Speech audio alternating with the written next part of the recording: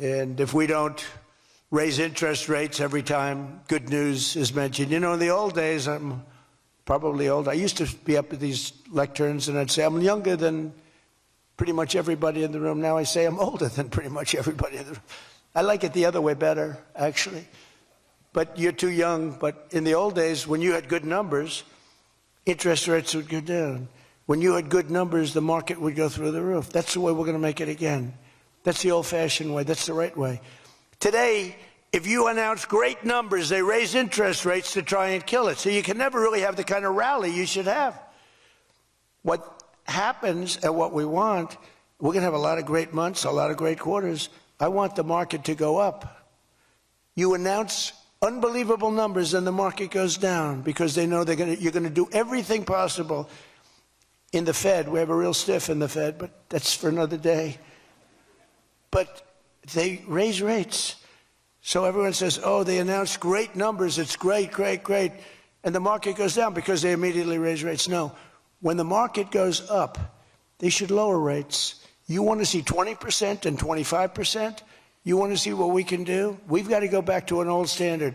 When there's good news, the market should go up, not go down. Does that make sense to everybody? And that's the way it used to be for most of the time. That's the way you make a country great. But our growth potential is unlimited and could be much higher if we went back to sanity. We're not doing it anymore. We're talking about the head of the Fed, and I want somebody that when the market is doing great, interest rates can go down because our country becomes stronger. See, you view it differently. Our country becomes stronger, and therefore interest rates should go down, not up. They kill every rally. If it's, no matter who, if it's beyond me as president, it's no matter who's president. You have a good quarter, and they want to kill it because they're so petrified of inflation. And growth and inflation don't necessarily go hand in hand. You can have growth and very low inflation. In fact, oftentimes growth is good for low inflation. So we're going to work on that, Scott, right? I think we're going to work on that very hard. I mean it so strongly. It's sickening. We announce good numbers and we see the stock market drops 300 points. I say, what the hell is going on? Do you agree with me? It should be just the opposite. All right, Scott agrees, so I'm very happy about this. That means if he didn't agree, I wouldn't do it. But we're already growing double, triple, and even quadruple the speed of almost every other major economy on earth. We're the #1 economy on earth, too.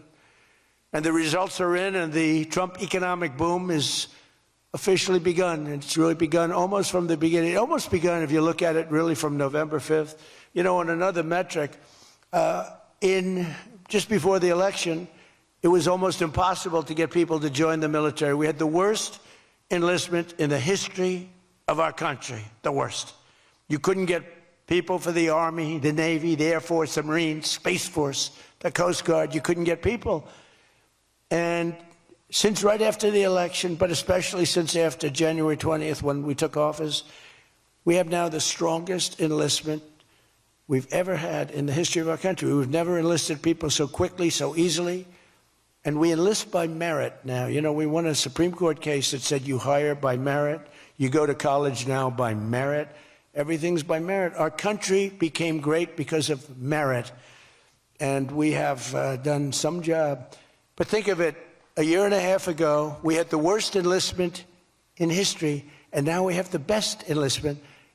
Things like that don't happen.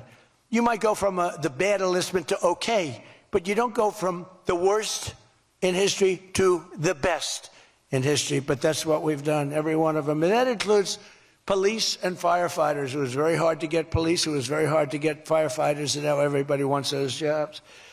In 4 years of Biden, they secured less than $1 trillion of new investment in the United States. So 4 years, less than $1 trillion. In less than 1 year, I have secured commitments for over $18 trillion from all over the world, the most ever for any country.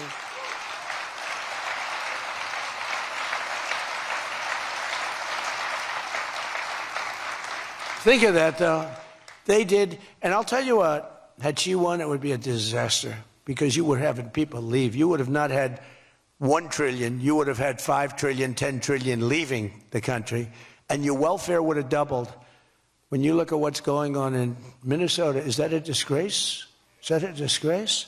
But we'll talk about that. Under Biden, We had the highest trade deficit ever recorded, losing more than $1 trillion every single year. How about that? It was killing Michigan, and everywhere else in our country was being absolutely destroyed. But in a matter of months, largely because of tariff income and the election result, we've slashed that gaping trade deficit by, in a short period of time, 62, it just came out, 62%. People are stunned. The fake news back there, look at those cameras rocking and rolling.